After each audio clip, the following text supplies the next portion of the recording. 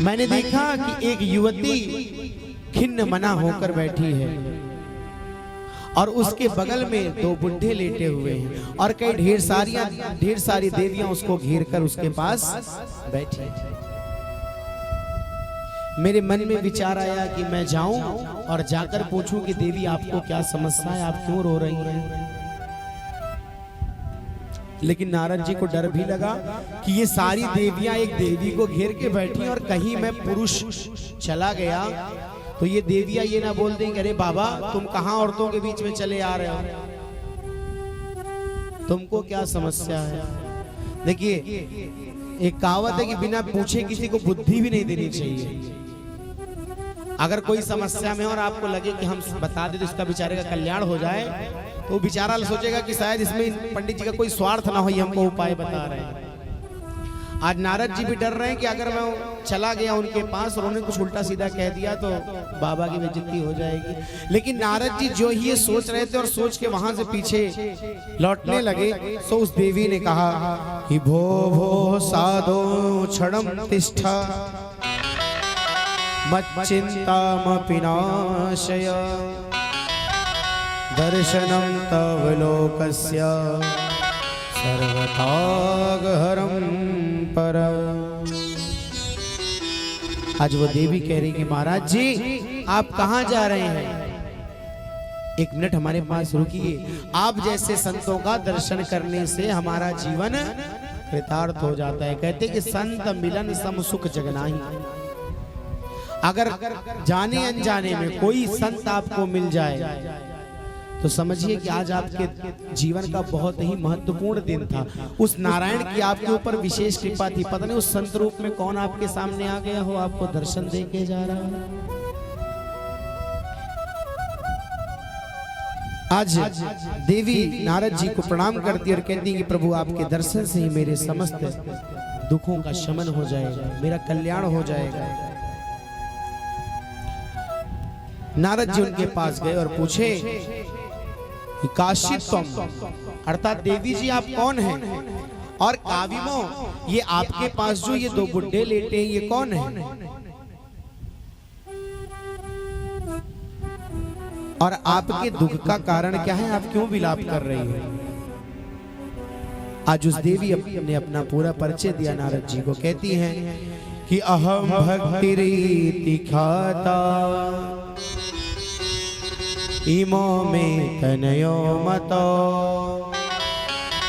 ज्ञान वैराग्य नामानो काल योगेन जर्जरो। महाराज मैं भक्ति नाम से विख्यात हूँ और ये जो दोनों बुढ़े पड़े हुए ये दोनों मेरे पुत्र हैं, ज्ञान और वैराग्य। भक्ति के दो पुत्र हैं, ज्ञान और वैराग्य। लेकिन महाराज समय की विडंबना देखो कि मैं तो नवयुवती हो गई लेकिन मेरे दोनों बच्चे बुढ़े हो गए। मेरे दुख का मूल कारण यही है। अगर मैं आपको अपना पूरा परिचय सुनाऊं तो मेरा जन्म दक्षिण में हुआ है। आज भी दक्षिण में जाइए तो भगवान की क्या प्राचीन प्राचीन सुंदर सुंदर मंदिर बने हुए हैं। आज भी दक्षिण में भगवान की विशेष पूजा होती है। दक्षिण में भक्ति आज भी है। बोली मैंने दक्षिण में मेरा जन्म हुआ, कर्नाटक में बड़ी हुई और महाराष्ट्र आदि कई प्रदेशों में कहीं कहीं पर मेरा थोड़ा सा सम्मान हो जाता है। पर कई प्रदेश ऐसे हैं जहां पाखंडियों के पाखंड से खंडित होकर मुझे उस देश को छोड़कर भागना पड़ता है। और उन्हीं देश को छोड़ते छोड़ते मैं आ पहुंची कहां, वृंदावन। और ज्यों ही मैं वृंदावन में पधारी, वृंदावनम पुनः प्राप्य नवीनेव स्वरूपिणी। कहती कि इस ब्रजभूमि में आने के बाद मैं तो नौयौवन को प्राप्त हो गई लेकिन मेरे ये दोनों बच्चे ज्ञान और वैराग्य बुढ़े हो गए। अगर इनका कल्याण ना हुआ तो इदम स्थान परित्यज्य विदेशो गम्यते मया। अगर मेरी इस समस्या का समाधान ना हुआ तो मैं इस स्थान को छोड़कर विदेश चली जाऊंगी। और वर्तमान की स्थिति ऐसी महसूस भी हो रही कि भक्ति महारानी हमारे पास है तो, लेकिन कहीं ना कहीं थोड़ा बहुत विदेशों में चली गई।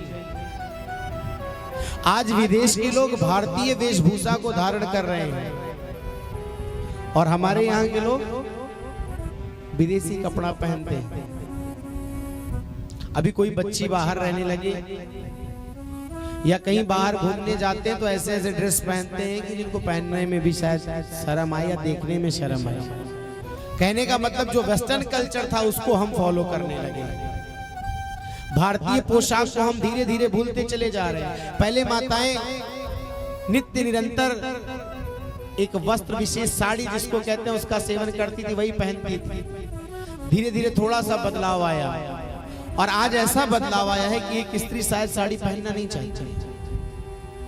हम लोग पूजा पाठ इत्यादि में जाते हैं तो देखते हैं वो नए नए तरह के वेशभूषा और पोशाक को पहन के आते हैं। ये साड़ी क्या है? साड़ी मर्यादा है।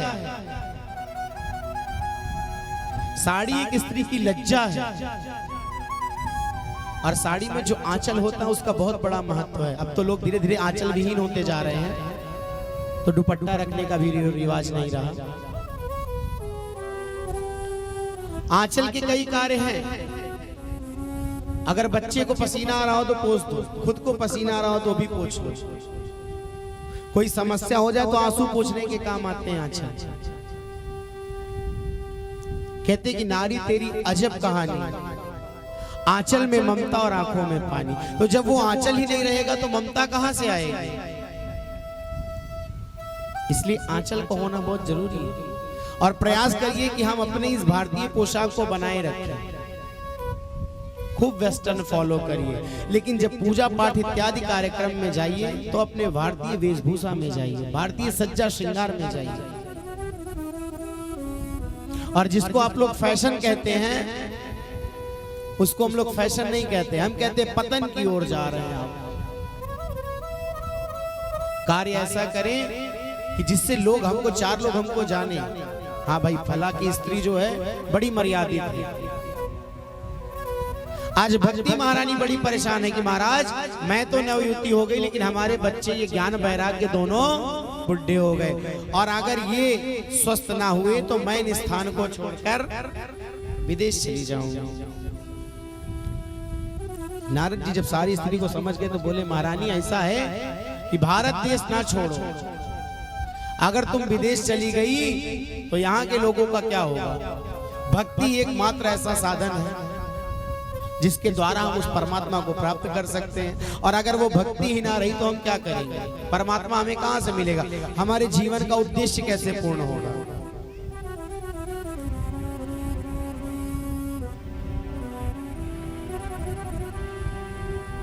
आज नारद जी बता रहे हैं कि भक्ति, ज्ञान और वैराग्य तीनों एक दूसरे के पूरक हैं। अगर आपको ज्ञान होगा, भगवान के उस स्वरूप के विषय में जानकारी होगी तो आपका उनके प्रति प्रेम बढ़ेगा, लगाव बढ़ेगा, आपके अंदर भक्ति उत्पन्न होगी और जब आपके अंदर भक्ति उत्पन्न होगी तो इस संसारिक मोह माया से आप थोड़ा दूर जाएंगे, छूटेंगे तो आपके अंदर वैराग्य उत्पन्न हो जाएगा। कहने का तात्पर्य कि भक्ति, ज्ञान और वैराग्य तीनों एक दूसरे के पूरक हैं। अगर जीवन में इन तीन में किसी भी एक की कमी हुई तो ये दोनों या तीनों आने वाले नहीं। बिना ज्ञान के भक्ति का भी कोई अर्थ नहीं है।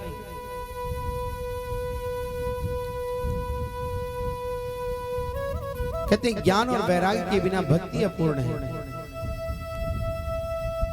जिस प्रकार संतान के बिना मां का मातृत्व पूर्ण नहीं होता, ठीक उसी प्रकार ज्ञान और वैराग्य के बिना भक्ति पूर्ण नहीं हो सकती।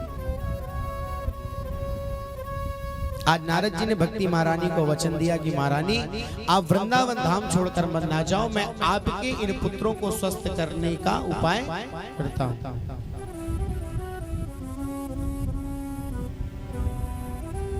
बोले अगर आप विदेश चली गई, अच्छा वैसे भी एक बात और है, जो आज विदेश इतना आकर्षक हो गया है कि हमारे आपके यहाँ अगर कोई बच्चा पढ़ के बहुत टैलेंटेड हो जाता है या कुछ ऐसी पढ़ाई को वो कर लेता है तो उसकी सेवा देने वो विदेश की ओर भागता है।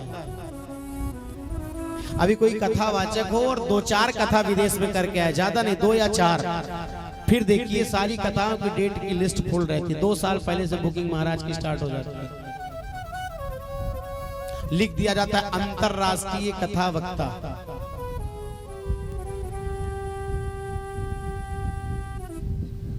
तो भक्ति महारानी अगर आप भी विदेश चली गई तो इस देश का क्या होगा, इसलिए आप रुको, मैं आपके पुत्रों को स्वस्थ करने का उपाय करता हूं।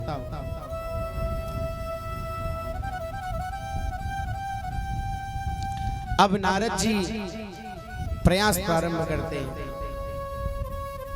भक्ति महारानी प्रश्न करती है कि प्रभु अगर कलयुग में इतना दोष था कि कलयुग में ज्ञान और वैराग्य इस प्रकार बुढ़े हो जाएंगे,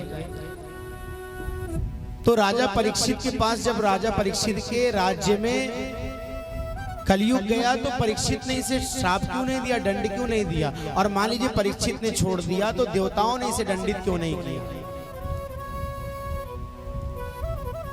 तो नारद जी ने कहा कि परीक्षित जब कलयुग को दंड देने गए तो कलयुग उनकी शरण में आ गया, और शरण में आए तो अपनी एक ऐसी विशेषता बता दिया कि परीक्षित जी को उस पर दया आ गई और उसको छोड़ दिया। कलयुग के पास एक बहुत बड़ी विशेषता है। तुलसीदास जी महाराज अपने रामचरितमानस में इसको स्पष्ट करते हैं कि कलयुग केवल हरि गुण गावत नर पावहि भवथा। कलयुग केवल हरि गुण गावत नर पावहि भवथा। कलयुग केवल हरि गुण कलयुग केवल हरि गुण गावत नर पावहि भवथा। कहते कि अन्य युगों में जो घोर तपस्या करके फल नहीं प्राप्त हो सकता, उस फल को कलयुग में कैसे प्राप्त किया जाता है? कलयुग केवल नाम आधारा, सुमिर सुमिर नर उतरहि पारा। कलयुग केवल नाम आधारा, सुमिर सुमिर नर उतरहि पारा। कलयुग केवल नाम आधारा, कलयुग केवल नाम आधारा, सुमिर सुमिर नर उतरहि पारा। सुमिर सुमिर नर उतरहि पारा। कलयुग केवल कलयुग केवल हरि गुण गावत नर पावहि भवथा। कलयुग केवल हरि गुण गावत नर पावहि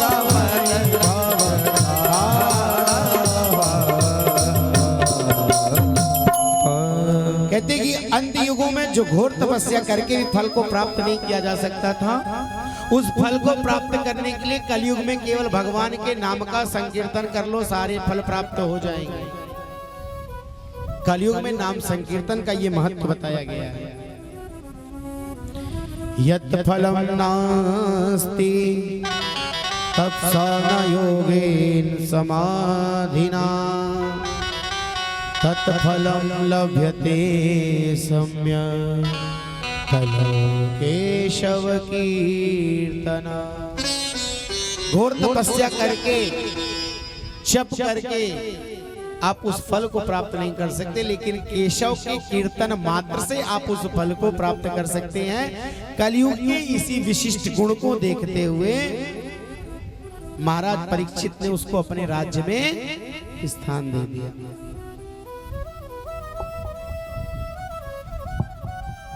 पर जैसे ऊसर भूमि में बढ़िया से बढ़िया बीज बो दो, ऊसर भूमि हो, बंजर जमीन हो, कितने भी अच्छे बीज डाल के जुताई रोपाई बोवाई कर दो, लेकिन उसमें फसल आने वाली नहीं है। आज उसी प्रकार ये कलयुग का कलुषित वातावरण इस प्रकार दुर्गीत हो गया है कि भगवान नाम का एक संकीर्तन नाम मात्र का जो एक ये मार्ग था, ये भी धीरे धीरे विलुप्त होता जा रहा है।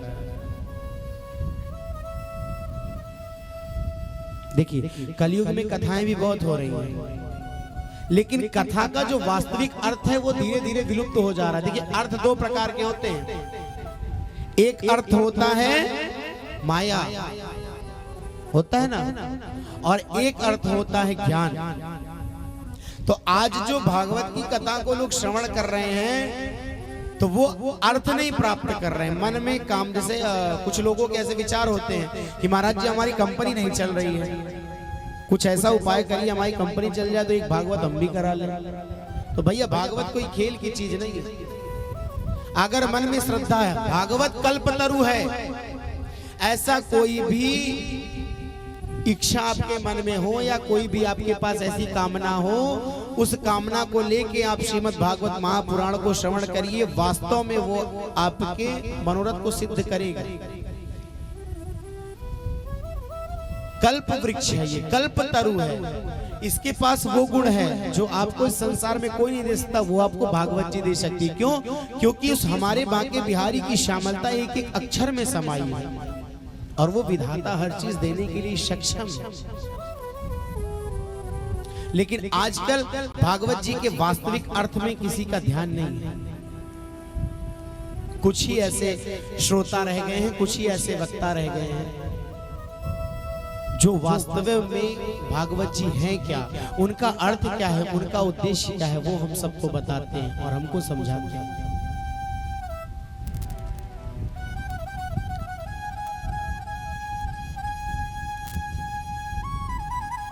आज देवर्षि नारद भक्ति महारानी से कह रहे हैं कि मां, आप उन गोविंद के चरण कमलों का ध्यान करो, आपके दुख अपने आप भाग जाएंगे। और आप तो उस गोविंद की प्राण वल्लभा हो, प्रियतमा हो, आप जहां और जब बुलाओ गोविंद दौड़े चले आएंगे, चाहे वो कैसा भी घर हो, कैसा भी पतित घर हो। लेकिन अगर भक्ति महारानी का प्रवेश हो जाए या भक्ति महारानी उत्पन्न हो जाए तो ठाकुर अपने आप आपके पास चला आए। कहते कि माया माया सब भजे और माधव भजे न कोई, जो माधव को भजे सो माया चेरी कोई। चेरी का अर्थ क्या होता है? दासी। माया माया करते रहोगे तो पता नहीं कुछ मिलेगा कि नहीं मिलेगा, नहीं पता, लेकिन अगर हमारे माधव को भज लिए तो वो माया आपकी दासी बन जाएगी। और महारानी हमारे ठाकुर तो आपके प्राण वल्लभा हैं, आप उनकी प्रियतमा हो। और एक प्रेमी अपने प्रेमिका के पास ना जाए ना मिले, ऐसा हो ही नहीं सकता है। नारद जी कहते हैं कि त्वाहुतस्तु भगवान् याति नीच गृहेष्वपि। कह रहे कि जहां जहां भक्ति महारानी रहती है वहां वहां भगवान अवश्य आते हैं। कि सावरे को मन में बसा कर तो देखो, सावरे को मन में बसा कर तो देखो, सावरे को मन में बसा कर तो देखो, हर एक बार वृंदावन जाकर तो देखो, एक बार वृंदावन जाकर तो देखो, सावरे को मन में, सावरे को मन में बसा कर तो देखो, एक बार वृंदावन जाकर तो देखो।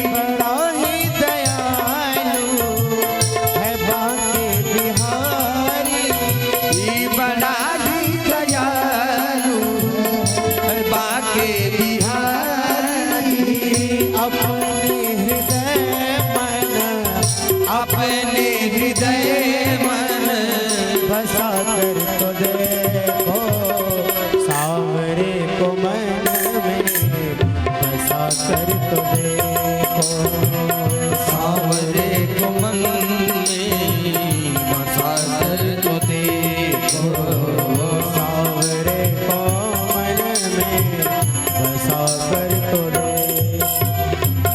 बोले वृंदावन बिहारी लाल की जय हो। जयकारा थोड़ा जोर से लगाया करिए तो लगे कि आप लोग कथा सुन रहे हैं। आज भक्ति महारानी को भगवान नारद जी ने सब कुछ याद दिलाया कि आप उस नारायण की प्रियतमा हो और आप जहां वहां ठाकुर को आना ही पड़ेगा। आज भक्ति महारानी समझ गई है। अब इधर ज्ञान और वैराग्य को स्वस्थ करने के लिए नारद जी प्रयास करना प्रारंभ किए हैं। बड़े बड़े दिव्य मंत्रों के माध्यम से वेद का पाठ किया है। चारों वेद सनह सनह धीरे धीरे करके चारों वेद ज्ञान और वैराग्य को सुना डाले हैं, लेकिन कोई लाभ नहीं हुआ। सबका सार भगवत गीता भी सुनाई और वो भी एक बार नहीं, गीता पाठेर मुहुर्मुर, बार बार गीता पाठ का श्रवण कराया। थोड़ी सी चेतना आए और फिर गिर जाए। आज नारद जी को बड़ी चिंता होने लगी। नारद जी कहते ज्ञान खड़े हो जाओ, वैराग्य खड़े हो जाओ। मेरे औषधालय में जितनी भी चूर्ण चटनी थी वो सब कुछ मैंने चटा दी, लेकिन ज्ञान और वैराग्य स्वस्थ नहीं हो रहे हैं। तभी आकाशवाणी होती है। आकाशवाणी ने निर्देश दिया कि नारद जी परिश्रम करो, उद्यम करो, सफलता अवश्य प्राप्त होगी। नारद जी ने पूछा क्या करूं? तो आकाशवाणी ने कहा कि एदर्थम तो सत्कर्म सुरर्षे तत्व समाचार। नारद जी सत्कर्म करो तभी ये स्वस्थ होंगे और ये सत्कर्म तुम्हें संतों के द्वारा पता लगेगा। अब तो नारद जी सत्कर्म ढूंढने निकल पड़े। अब आकाशवाणी ने किसी पर्टिकुलर एक संत का नाम बताया होता तो जाके मैं मिल लेता, उनसे पूछ लेता। अब मैं किस किस संत के पास जाऊं और कैसे पूछूं सत्कर्म क्या है? अब नारद जी जो संतों के पास जाने लगे तो जो छोटे मोटे संत थे उन्होंने तो हाथ जोड़ लिया, कहे नारद जी आपके आगे मेरी क्या है, हम क्या आपको बता पाएंगे। और जो थोड़ा उच्च कोटि के संत थे वो नारद जी के सामने मौन बनकर बैठ गए। बोले बाबा हमारा मौन व्रत है, जब मौन व्रत खत्म होगा तब बताएंगे सत्कर्म क्या। अब किसी को पता हो तब तो बताए कि सत्कर्म है क्या। तो अपनी इज्जत बचाने के लिए कहे तो भैया हमारा आज मौन व्रत है, हम कुछ बताएंगे नहीं। तो जो उच्च कोटि के संत थे वो सब मौन व्रत धारण कर लिए। अब नारद जी बड़े परेशान।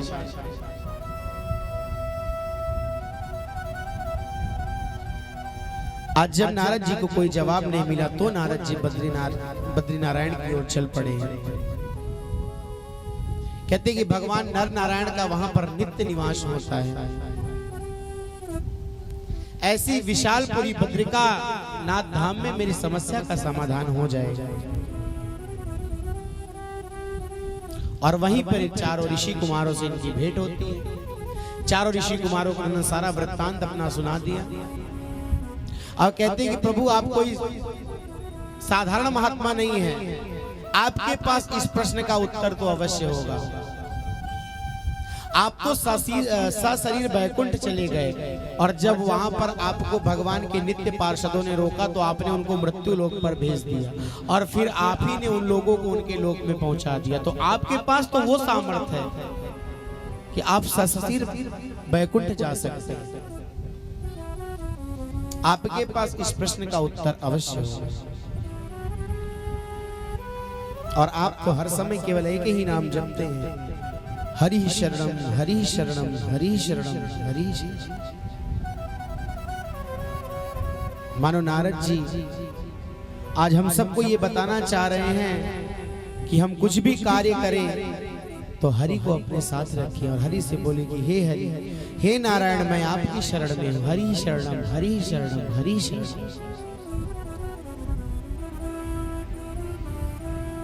और कालगति तो आपको प्रभावित कर ही नहीं पाती। आप 5 वर्ष के थे, 5 वर्ष के ही हो, आप 6 वर्ष के नहीं हुए।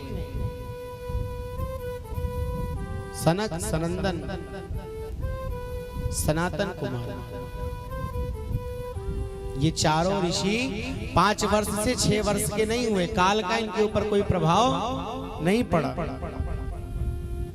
आज चारों भैया मुस्कुराए और बोले नारद जी इतनी छोटी सी बात लेकर आप परेशान हैं, आप बिल्कुल चिंता ना करें। मां चिंतां कुरु देवर्षि हर्ष चित्ते समावह उपायः सुख साध्योत्र वर्तते पूर्व एव ही। सनकादियों ने कहा कि भैया जो आकाशवाणी हुई थी सत्कर्म की वो कोई और नहीं बल्कि श्रीमद् भागवतालापा सतो गीत सुखादिभिः।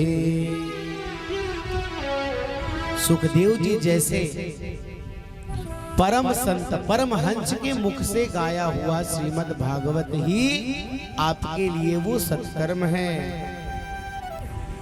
वो दिव्य महा औषधि है जिसका पान करने से ज्ञान और वैराग्य दोनों स्वस्थ हो जाएंगे। अब तो नारद जी को विश्वास ना हो।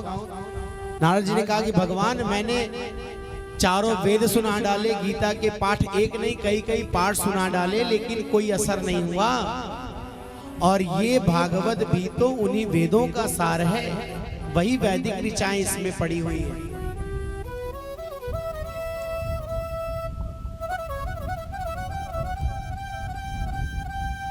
नारद जी ने कहा कि भैया हमारे पिता ब्रह्मा जी ने हमें भागवत जी का पाठ कराया है, अध्ययन कराया, इसलिए हम भागवत जी के बारे में जानते हैं।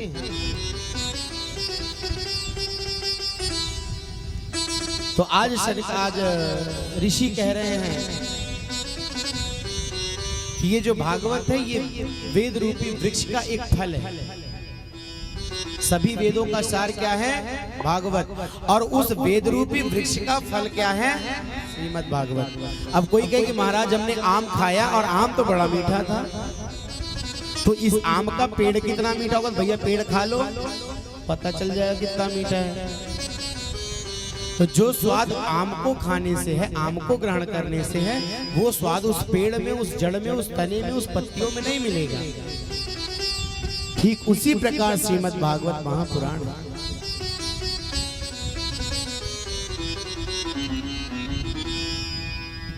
बोले अगर दूध से घी निकाल लो और घी से पूड़ी छान लो तो उसी दूध से घी भी प्राप्त हुआ, दूध से पूड़ी क्यों नहीं छान लेते? घी दूध से ही ना प्राप्त हुआ है, क्या दूध से पूड़ी निकाली जा सकती है? तो ठीक उसी प्रकार प्रमाण देते हैं कि जिस प्रकार दूध से घी बनता है लेकिन दूध के पास घी का गुण नहीं है, ठीक उसी प्रकार सभी शास्त्रों का सार श्रीमद् भागवत महापुराण है। और इसको श्रवण करने से जो फल प्राप्त होगा वो समस्त वेदों को श्रवण करने से भी शायद ना हो पाए।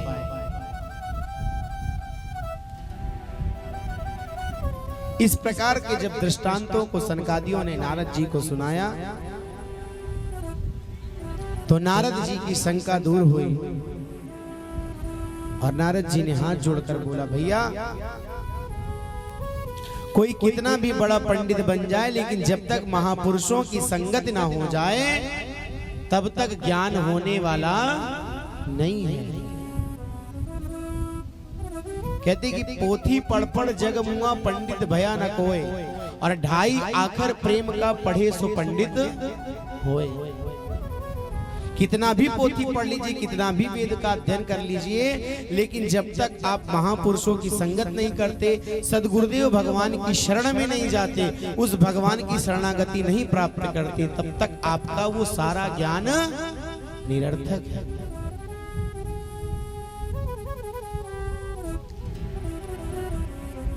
नारद जी कहते हैं कि जब आप जैसे परम संतों का दर्शन हो जाए तो ऐसा लगता है कि प्रभु भाग्योदयेन बहुजन्म समर्जितेन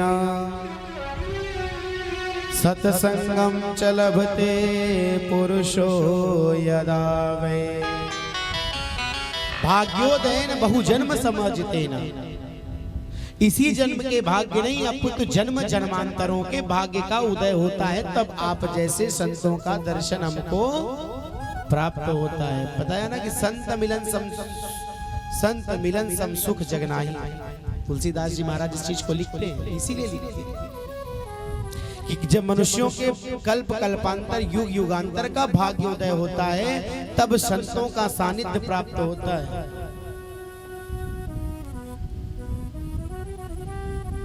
तुलसीदास जी कहते हैं कि बिनु सत्संग विवेक न होई, राम कृपा बिनु सुलभ न सोई। बिनु सत्संग विवेक न होई, राम कृपा सुलभ न सोई। बिनु सत्संग विवेक न होई, राम कृपा बिनु सुलभ न सोई। बिनु सत्संग विवेक न होई, राम कृपा बिनु सुलभ न सोई। आवत यही सर अति कठिनाई, राम कृपा बिनु आई न जाई। आवत यही सर अति कठिनाई, राम कृपा बिनु आई न जाए। तुलसीदास जी कहते हैं कि सत्संग की जो ये सरिता सरोवर है, वो सत्पुरुषों की संगत करने से ही प्राप्त होती है। बिनु सत्संग विवेक न होई, और आवत यही सर अति कठिनाई, राम कृपा बिनु सुलभ न पाई। तो राम की कृपा कब प्राप्त होगी? जब उस ढाई अक्षर प्रेम को हम जानेंगे। और उस ढाई अक्षर के प्रेम को हमें कौन बताएगा? हमारे गुरुदेव बताएंगे। वो ढाई अक्षर कौन कौन से हैं? राम कृष्ण, तू सीता व्रजरानी राधा, तू वांछा कल्पद्रुम हारणी सब बाधा। वो ढाई अक्षर हमारे नारायण के नाम हैं। वो प्रेम, वो करुणा हमारे नारायण है। प्रेम कहां से उत्पन्न होता है? हृदय से उत्पन्न होता है, और हृदय में भक्ति महारानी और ठाकुर जी का निवास होता है। उसी प्रेम को जानने की आवश्यकता है।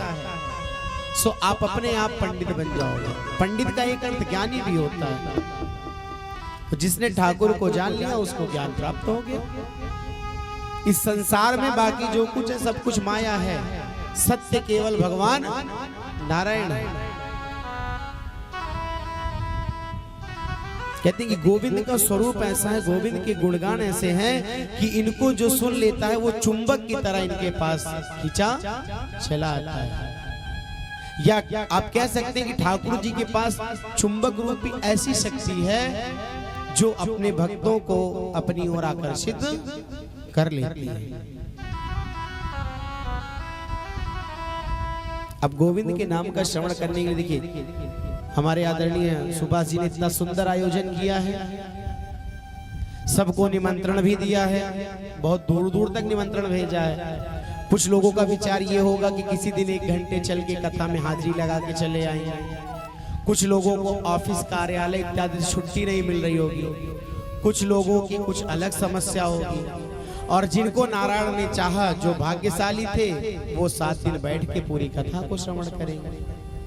आज कलश यात्रा में जब आया तो एक ऐसा मनोहर दृश्य मेरी आंखों के सामने आ गया, ऐसा लग रहा था कि ठाकुर जी साक्षात हम लोग के साथ में हैं। 2 वृद्ध माताएं जो अत्यंत वृद्ध थी, और वो कलश लेके इस प्रकार चल रही थी, ऐसा लग रहा था कि वो किसी मतलब उनके अंदर ऐसी शक्ति, पता नहीं कौन सी ऐसी ऊर्जा थी कि उनके चेहरे पे ना किसी प्रकार की धूप महसूस हो रही थी, ना किसी प्रकार की कोई परेशानी दिख रही थी। मैं उन दोनों माताओं को देखा तो मैंने प्रणाम भी किया। अब अरे ठाकुर क्या है तेरी माया।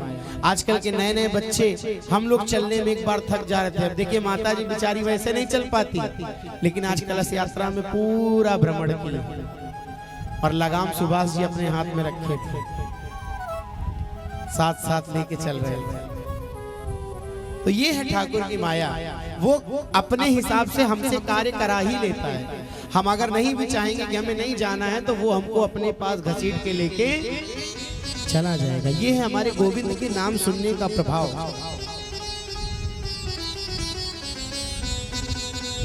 कहते कि संतों के पास कुछ नहीं है, केवल यही एक नारायण का नाम है। आज बद्रिका धाम में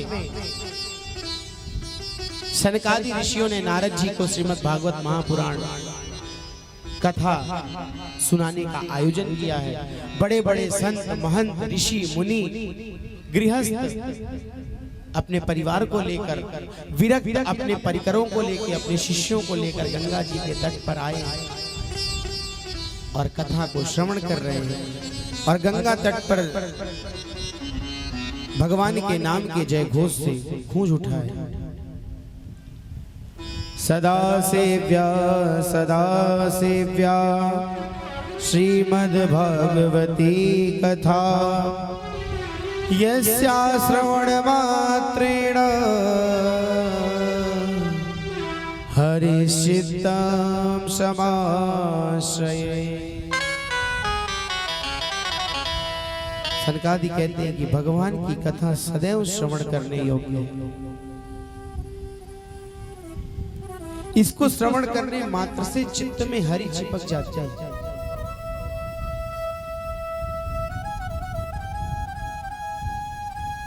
आज सनकादि चारों भाई भगवान की महिमा को अपने मुखारविंद से गा ही रहे थे।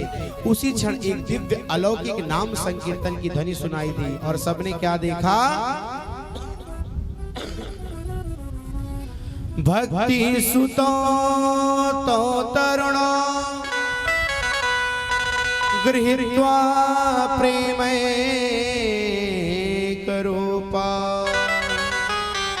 सहसा विराशे श्री कृष्ण गोविंद हरे मुरारे नाथेति नामानि मुहुर्वदन्ति।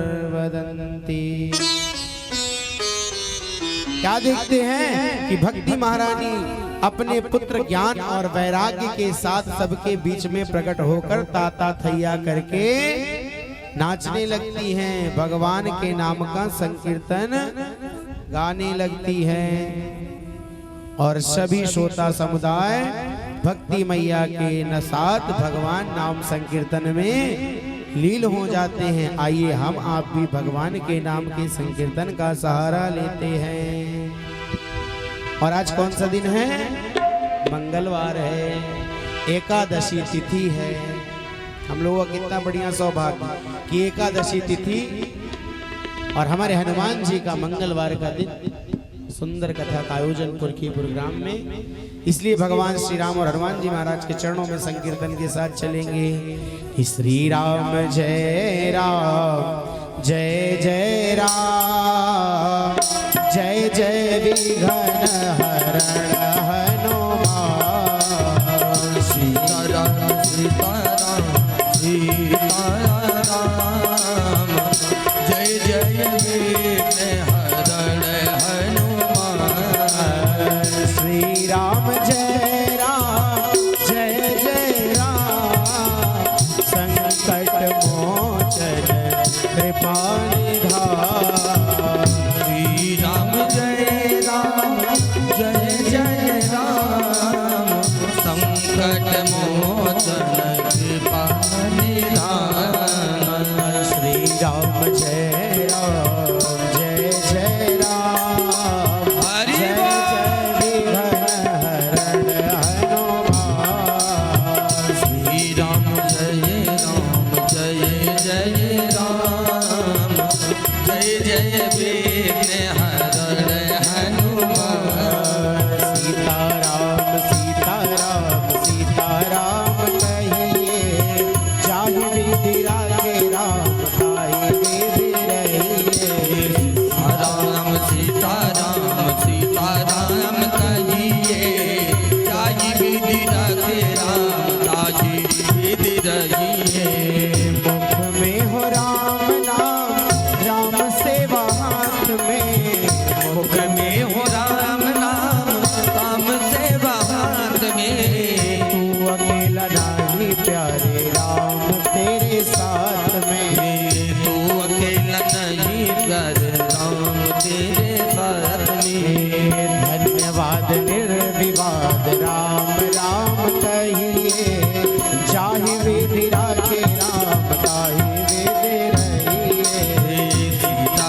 सीताराम सीताराम कहिए जाई विधि रखे राम ताही विधि रहिए जाहि विधि राखे राम ताहि विधि रहिए जाई विधि रखे राम ताही विधि रहिए जाई विधि रखे राम ताही विधि रहिए जाई विधि रखे राम ताही विधि रहिए जाई विधि रखे राम ताही विधि रहिए कथम प्रविष्टा कथमागते मध्ये मुनीनामिति और कयन्तः। और जैसे ही भगवान के मंगल नाम का संकीर्तन होने लगा, भक्ति मैया ताता करते हुए भक्त श्रोता के समुदाय के बीच में पहुंच गई। अब सभी सोच रहे हैं कि ये कहां से आई हैं और इन्होंने कब हमारे बीच में प्रवेश ले लिया, किसी को पता नहीं चला। आज सरकार जी भाई कह रहे हैं कि भगवान की जहां भी कथा होती है, भगवान के नाम का गुणगान जहां भी होता है, भक्ति महारानी बिना बुलाए अपने आप उस स्थान पर आ जाती है।